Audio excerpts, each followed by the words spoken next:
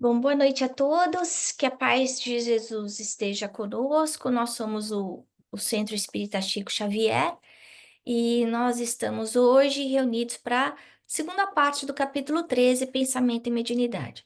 Como eu comentei anteriormente, esse capítulo é um ótimo capítulo para quem quiser, em algum momento, fazer uma pesquisa sobre a importância do pensamento na mediunidade, usar como referência, né? Então, para aquelas pessoas que têm o livro físico, eu sugiro que façam anotações, que escrevam, que isso ajuda a gente na hora de preparar aulas mais completas, né? E nesse capítulo, nessa parte que a gente vai cobrir essa noite, a gente vai falar principalmente sobre o que o mentor, que não está presente na sala, né? Ele está espacialmente ligado ao grupo, o que que ele fala nessa mensagem de encerramento do trabalho de desobsessão, né? Então, ele falando assim, né, que a importância da nossa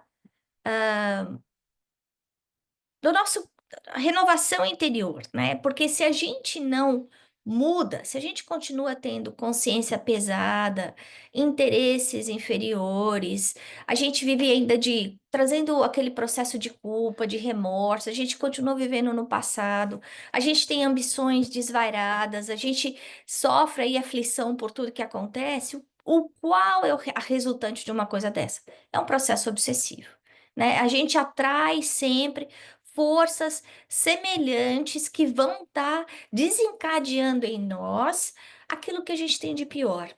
Para quem já leu o livro Ação e Reação, a gente vê aí com uma aula de obsessão naquele livro, quando Silas está conversando com um dos obsessores daquela família, daquele moço em especial que era obsediado pelos tios, e os obsessores, o obsessor com quem ele está falando, o obsessor-chefe, fala desse desejo central da gente, né? Então, quando a gente percebe que nós trazemos aí falhas grotescas, e o que é desejo central? Desejo central é só a gente prestar atenção. Quando a gente tem tempo, o que é que a gente faz? O que é que a gente pensa? Como é que a gente gasta o tempo? Esse é o nosso desejo central, né? E a obsessão vai ser exatamente essa comunhão com os espíritos que estão alinhados com aquele desejo central. Nessa quinta-feira é interessante porque eu vou estar falando sobre tentações, né? Na nossa palestra de Emmanuel na quinta-feira. E é muito interessante porque exatamente através da estimulação desses desejos centrais que a gente entra num processo obsessivo. Toda vez que a gente está pensando, como a gente está aprendendo aqui com esse mentor, a gente vai estar imprimindo aquilo que a gente pensou. Então, se eu tenho propósitos malignos, se eu tenho consciência de culpa, se eu tenho remorso, se eu tenho ambição, se eu tenho desejo é, sexuais desequilibrados, más intenções em relação ao meu próximo, isso tudo vai estar sendo projetado ao meu redor, como se fosse uma tela mental, né? E a gente vai estar colocando aquele objeto ao nosso redor. E esse pensamento vai mostrar para os espíritos que estão ao nosso redor exatamente quem a gente é. Então, a Ana pode falar que é boazinha, que tá ajudando os outros, que tá fazendo diferença. Mas se o meu pensamento for um pensamento de orgulho, de egoísmo, de desejo de vingança, de rancor, é essa a sintonia. Vai ser esse o plug que eu vou estar usando. Um jeito fácil da gente pensar nesse plug é pensar, por exemplo, se eu tentar plugar o meu computador no mesmo plug que eu uso, por exemplo, para o telefone ou pro o meu microfone, ele pode ser diferente, né? Cada plug vai ter uma cara diferente, né? USB, USB-C, etc. Da mesma forma, essa sintonia vai estar gravitando a gente com espíritos mais ou menos evoluídos, né? Tudo que a gente pensar no universo foi pensado antes, foi criado através do pensamento, né? O universo é criação do pensamento divino. O universo é a expressão de Deus, é o hálito de Deus aí rodeando a gente o tempo inteiro, né? Então, o nosso pensamento, quando Jesus fala, vós sois deuses, ele está querendo dizer que a gente também tem esse poder de criação, assim como Deus. Claro, relativo, muito menor. Mas, da mesma forma que Deus cria essas coisas maravilhosas, a gente está funcionando aí com essa impressora 3D criando formas, pensamento que vão estar populando o nosso dia a dia. E aqueles espíritos que se afinam conosco, que observam as nossas intenções e gostam delas, eles se aproximam de nós e ficam perto da gente e, e gravitam dentro da nossa casa, dentro do nosso trabalho, né? Então, nós somos responsáveis por aquilo que nós pensamos. Eu acho interessante porque a psicologia fala, né, que normalmente a gente encontra nas pessoas aquilo que a gente é.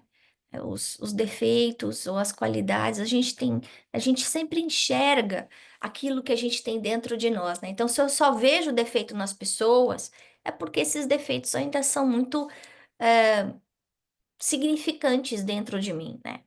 E por quê?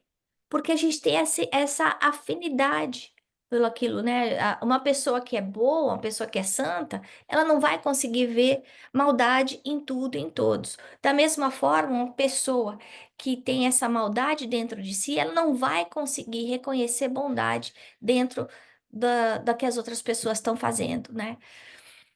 Então, a mediunidade vai estar muito ligada à qualidade do pensamento e à afinidade que se estabelece a partir desse pensamento. Lembrando que pensando, sentimos, e aí sentindo, a gente realiza, né? Então, no caso de uma mediunidade, a gente não está falando só de uma mediunidade dentro de um trabalho de desobsessão. A gente tem que lembrar que nós todos somos médiuns 24 horas por dia, 7 dias por semana, 360 dias por ano, né? Então, essa sintonia que a gente vai acumulando quando ninguém está olhando, quando a gente está sozinho, quando a gente está tomando banho, escovando o dente, fazendo a comida, no trânsito do carro, como eu lido com os tropeços de que eu levei uma fechada no trânsito, ou o chefe deu aquela resposta torta.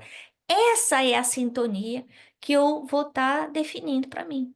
Além disso, eu trago no meu subconsciente toda a história de passado, erros na maior parte das vezes, porque se nós vivemos aqui num planeta de expiação e provas, significa o quê? Que nós temos muitas provas e expiações pela frente. O, a sociedade que a gente vive hoje é um reflexo dos valores dos homens encarnados.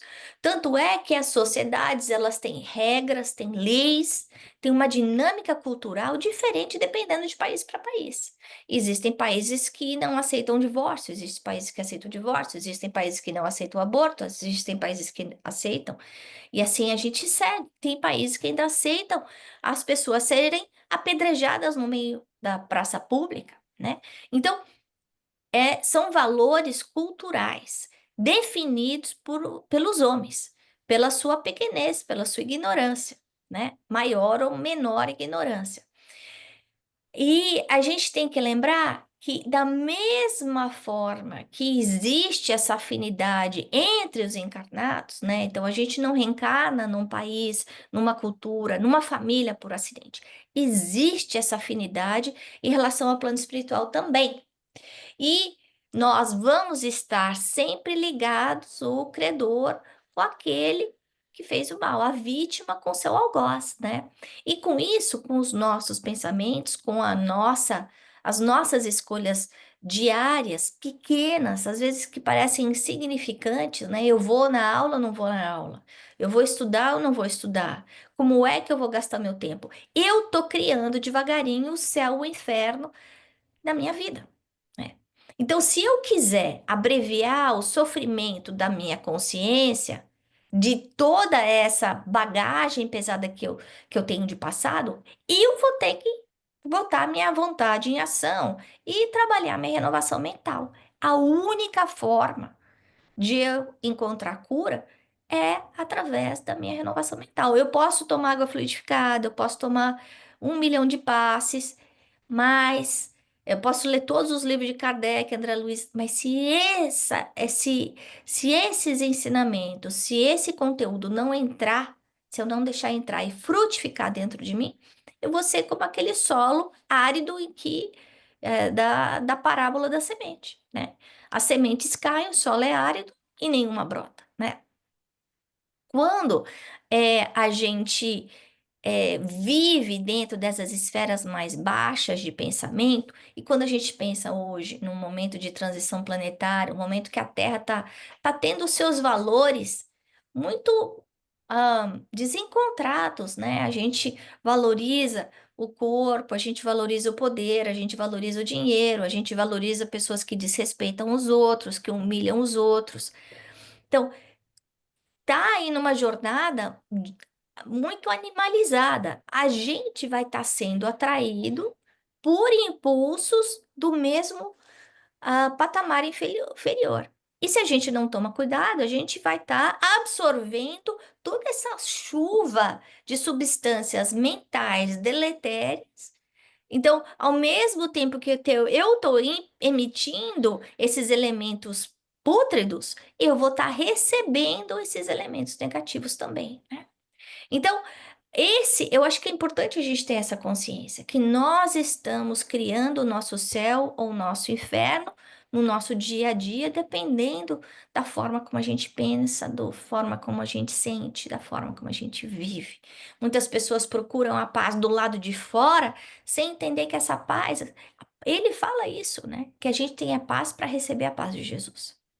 Porque é necessário que exista esse encaixe, como eu falei, como eu dei o exemplo do encaixe do telefone, né, do plug, né?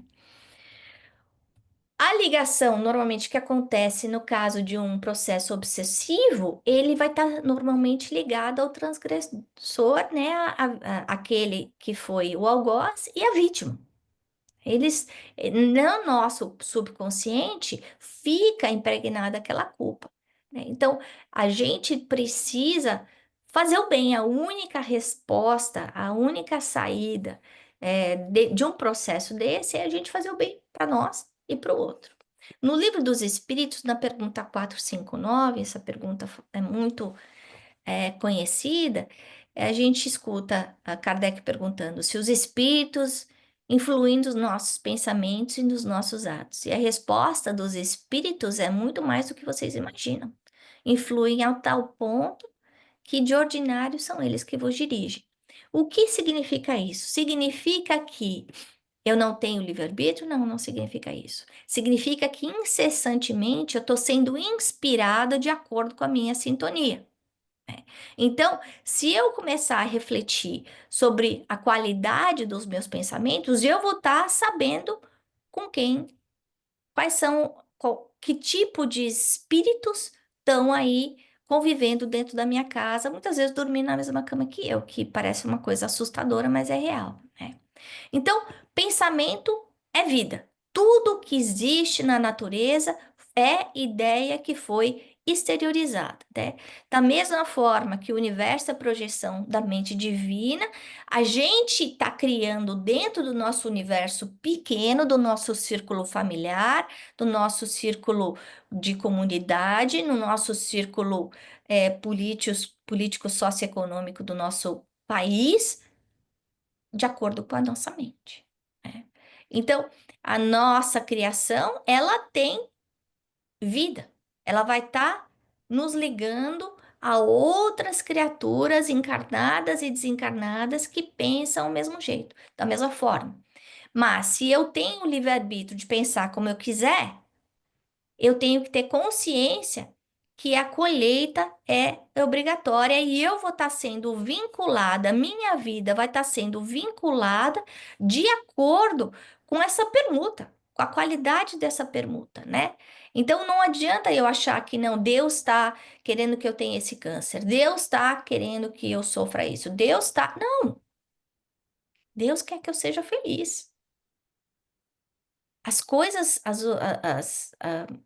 As oportunidades que aparecem na nossa vida, boas ou ruins, né, dificuldades ou não, são oportunidades de crescimento que a gente tem.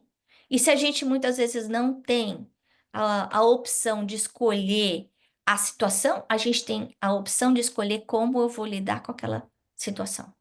E essa opção de como eu vou lidar com o problema é fundamental para o meu sucesso ou meu insucesso. Por quê? Porque a vida vai ser sempre espelho das minhas escolhas, né? Se eu estiver passando por um problema difícil e eu só ficar mentalizando coisa ruim, só tristeza, só miséria, só infelicidade, só sentimento de vítima, vai ser isso que vai estar sendo espelhado na minha alma. Essas são as imagens de desarmonia que vão estar impregnando o meu hálito mental. Da mesma forma que eu tenho hálito, né, dentro da minha boca, imagina se eu ficasse, se a gente ficasse aí um ano sem escovar o dente, como ia ser complicado, não é? Então, se eu fico todo esse tempo sem rezar, sem pensar bem, sem vigiar o meu pensamento, esse vai ser o meu hálito mental, né? Então, aí o que acontece? Viciado vai ficar com viciado, santo vai ficar com santo, gente boa vai ficar com gente boa. Então, a gente vai reconhecer a pureza, vai saber, bom, a Ana escovou o dente ou não, eu não escovei o dente, né? Por quê? Porque isso vai estar aberto, isso a gente fala, né? Tá aí dentro do meu campo perispiritual, vitalizando a minha vida, né? É o meu duplo etéreo. E a gente acaba se afinizando com pessoas que pensam da mesma forma, que vão estar aí se alimentando dessas mesmas emanações, boas ou ruins, né? Então, se eu não trocar a qualidade das minhas emanações, dos meus pensamentos, eu não vou conseguir mudar a minha vida, né? No Livro dos Espíritos, na pergunta 471, Allan Kardec pergunta: quando experimentamos uma sensação de angústia, de ansiedade indefinível ou de íntima satisfação, sem que lhe conheçamos a causa, devemos atribuí-la unicamente a uma disposição física? Então, às vezes, está tudo bem. E aí vem aquela sensação esquisita, aquele desconforto, aquela ansiedade, aquela. Parece que a gente não acha lugar, né? E aí mais uma vez, os espíritos respondem: é quase sempre efeito das comunicações em que inconscientemente entrais com os espíritos, ou daqui com elas tiveste durante o sono. Então, a gente tem que vigiar o nosso pensamento, purificar o nosso pensamento, o que a gente faz, para que a gente não seja aí essa janela que o tempo inteiro está sendo visitada por processos obscuros de obsessão, né? Então não tem razão nenhuma para eu estar ansiosa, não tem razão nenhuma para eu estar nervosa. E eu mudei de humor. Opa, eu tenho que me conhecer. Se eu não prestar atenção no que está passando dentro de mim, eu não vou conseguir perceber essas mudanças, né? Por quê? Porque essas mudanças estão acontecendo durante o dia inteiro. Eu acordo bem, alguma coisa acontece, me chateia, o meu humor muda durante o dia. E nem sempre é só físico, né? Então, muitas vezes esses séculos que a gente passou nos erros de passado acabam arraigados dentro da gente. É como se fossem escaras, como se fossem cicatrizes que a gente traz e que muito facilmente a gente volta para elas, né? Outra coisa que o mentor falou que eu achei fenomenal é a diferença de religião e religiosidade. Ele deixa muito claro que o importante não é qual é a, a bandeira o nome da religião que eu estou usando, não é o badge que eu carrego, né?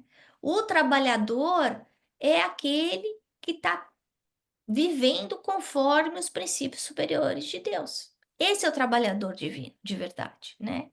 E aí ele fala que nos enaltece o roteiro. É necessário concretizar-lhes a essência em nossa estrada por intermédio do testemunho da nossa conversão ao amor santificante. Então, é através da nossa transformação interior, da concretização daquilo que a gente aprendeu. Se os ensinamentos estão vindo para mim, mas eles não se integram à minha realidade pessoal, então, o que vale essa religião? Tem muita gente que pode ir num centro espírita, numa igreja, dar sopa e não ser uma pessoa boa, tá fazendo aquilo por outros interesses, ou porque tem tempo sobrando, ou porque quer falar que faz, ou porque quer ficar importante. Assim como tem muita gente que faz o bem e que não vai em nenhum tipo de centro, em nenhum lugar, né? Então, a gente não pode se satisfazer com o rótulo quando a gente está falando de religião, né? A função da religião é a nossa sublimação interior. Esse mentor, ele fala muita coisa muito importante de uma forma muito simples. Lembra um pouco o jeito de Emmanuel, com muito poucas palavras, ele passa mensagens muito complexas, muito profundas, né? Mas ele está querendo dizer para a gente não menosprezar a nossa responsabilidade santificante, né? Se a gente tem o Espiritismo na nossa vida, se a gente já conheceu o Espiritismo, então a gente tem que aproveitar essa oportunidade e usar ela, não só dentro do centro, mas fora do centro também. Se a gente traz esse conhecimento simplesmente nas palavras, sem a gente aplicar eles, a gente vai estar se endividando em relação à lei de Deus. O ato da gente crer não é suficiente para o nosso progresso espiritual. E o nosso progresso espiritual, ele é pessoal e intransferível, né? Como é que a gente vai falar que a gente é espírita se eu não vivo aquilo que eu aprendo, né? Então, se eu quero ser espírita, não basta eu ser um médium que faz cura, não basta eu dar palestras bonitas. É necessário que eu viva aquilo que eu aprendo, para que eu seja esse órgão vivo de comunicação para todos aqueles que convivem comigo, invisíveis ou visíveis, né? É, encarnados ou desencarnados. Aí ele fala assim: as almas realmente convertidas ao Cristo lhe refletem a beleza nos mínimos gestos de cada hora. Olha que coisa linda, né? Então, para a gente se dizer cristão, a gente tem que viver de acordo com as leis de Cristo. Isso não quer dizer que a gente não vai escorregar, que vai tropeçar, que não vai errar. Não. Mas o nosso objetivo tem que ser: não, eu vou tentar hoje ser um pouquinho melhor do que eu fui ontem, né? E, então, continuando, seja na emissão de uma frase curta, na ignorada cooperação em favor dos semelhantes ou na renúncia silenciosa que a apreciação terrestre não chega a conhecer. Então, o verdadeiro espírita não é aquele que está procurando o aplauso dos encarnados, e sim aquele que está fazendo o bem pelo bem, colocando o seu pensamento no bem em ação. Os nossos pensamentos vão estar gerando os nossos atos e os nossos atos vão estar gerando pensamentos em outras pessoas. Se eu estou gerando simpatia, amor, bondade, junto de mim, então essa é a semente que eu estou plantando e esse é o fruto que eu vou colher, né? O pensamento na mediunidade, ele é importante assim, como o leito, a base de um rio é para o rio. Isso o mentor fala. Por quê? Como é que o rio vai ter água limpa se a base, o leito do rio é todo podre? Não vai ser. Vai ser tóxico, né? E muitas vezes o que acontece é que a hora que eu mexo nessa podridão, a gente vê as águas ficando turvas, né? Que são as nossas tendências, más tendências de passado, que muitas vezes são ativadas pelo nosso desejo central, pela nossa invigilância, né? Pela nossa viciação.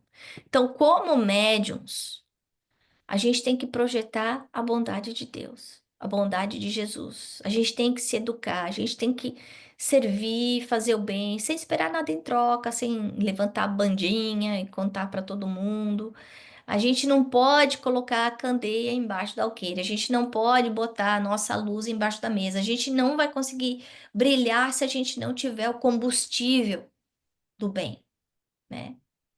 A gente vai ter que estudar, a gente vai ter que fazer o bem, a gente vai ter é, que dedicar o nosso tempo para o serviço ao bem eterno, ao bem dos outros, né? Não basta só a gente ouvir, ver espíritos que estão aí ao nosso redor, sem a gente trazer essa conduta de respeitabilidade dentro de nós.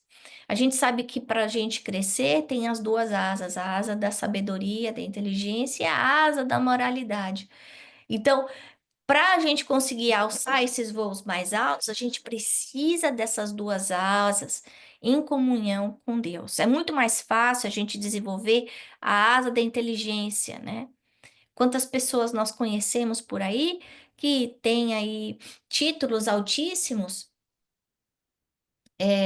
de graduação, mas que têm valores morais distorcidos. A gente acabou de ver isso com o assassinato do CEO da United Healthcare, que foi assassinado por um menino que foi para uma escola de Ivy League, para a Universidade da Pensilvânia, para Stanford, que vem de uma família boa, que tinha dinheiro, mas que está doente por dentro, né?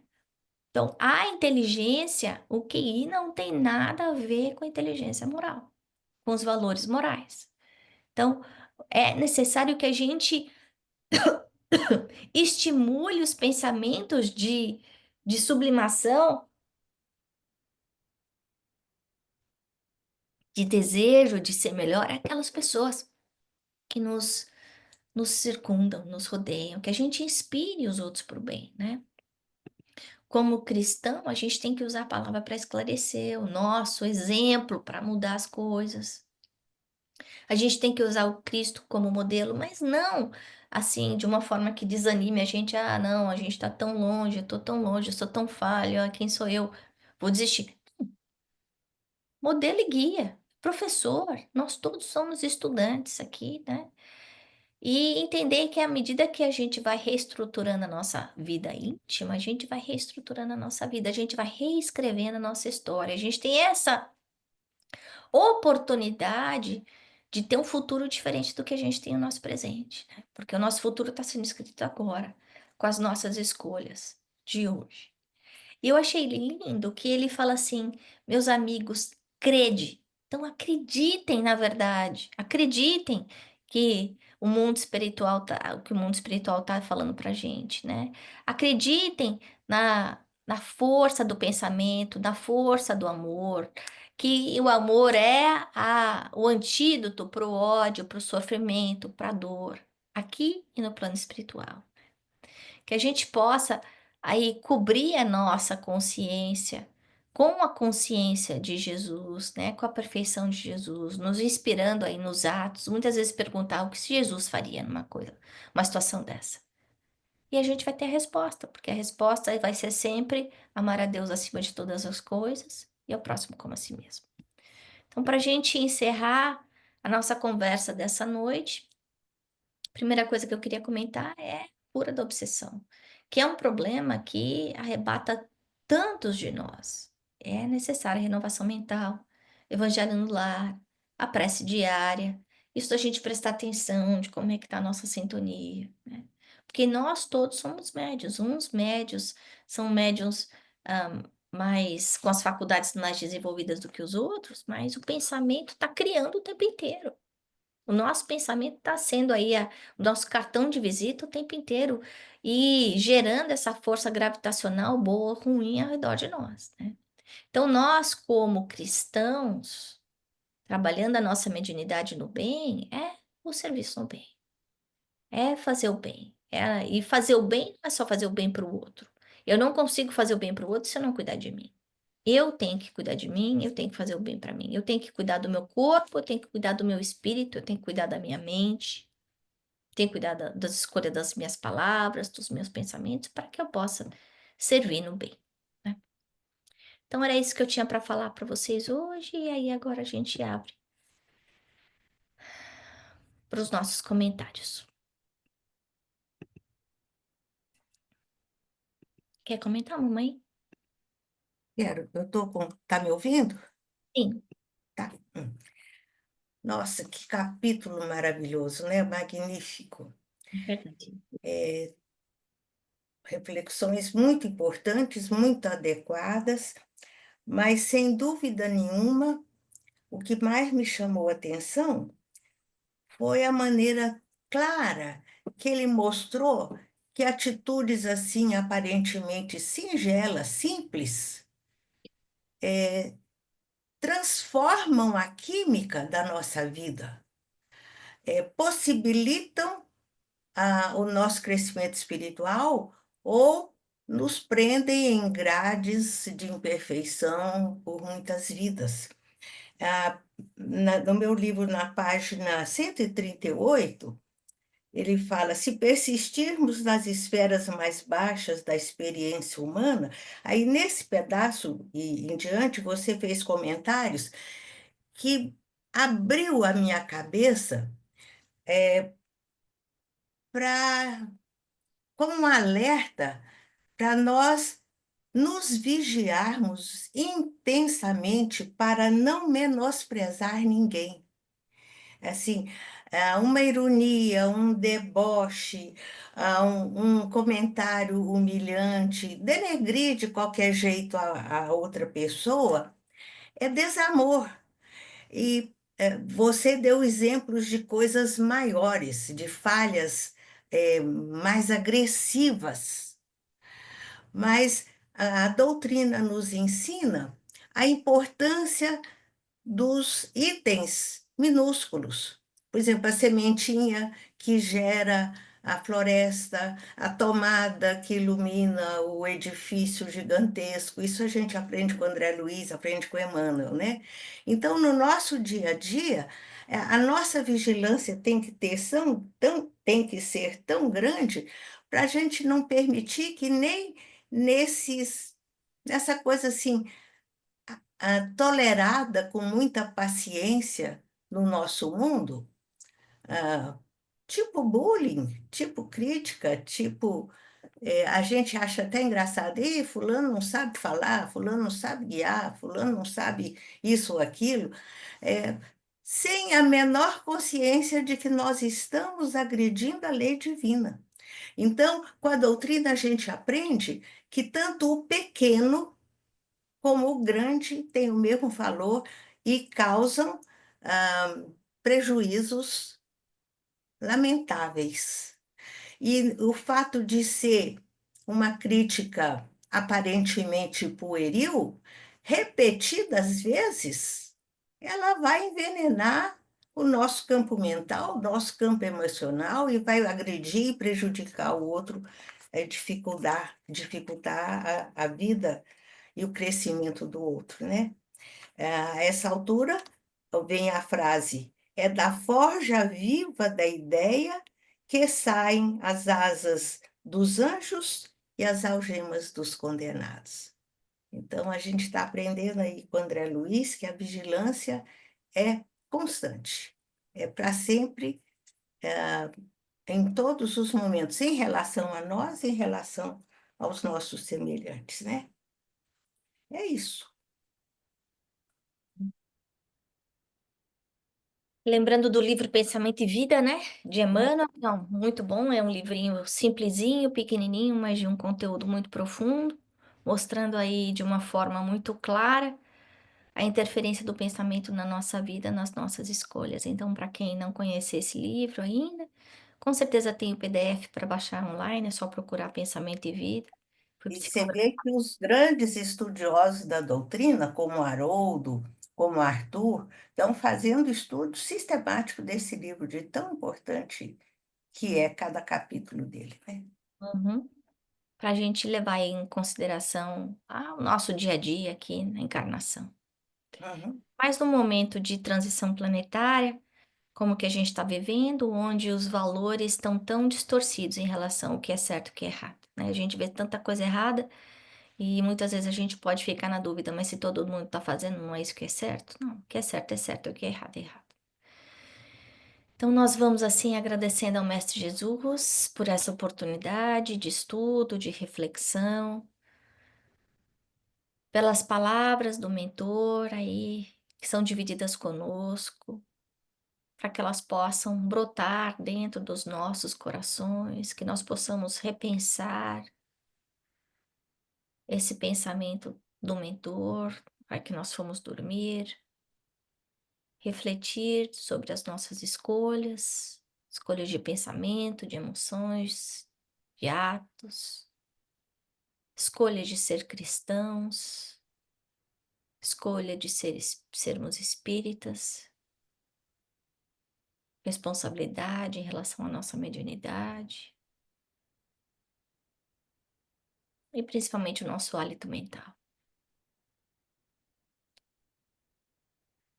Bom, agradecemos a equipe do Chico Xavier, a equipe de André Luiz e de Emmanuel que nos conduz, que nos inspira, que nos ampara, pedindo que nos proteja durante essa semana, durante as nossas férias e que possamos retornar aqui todos juntos em paz. Graças a Deus. Boa Graças a Deus.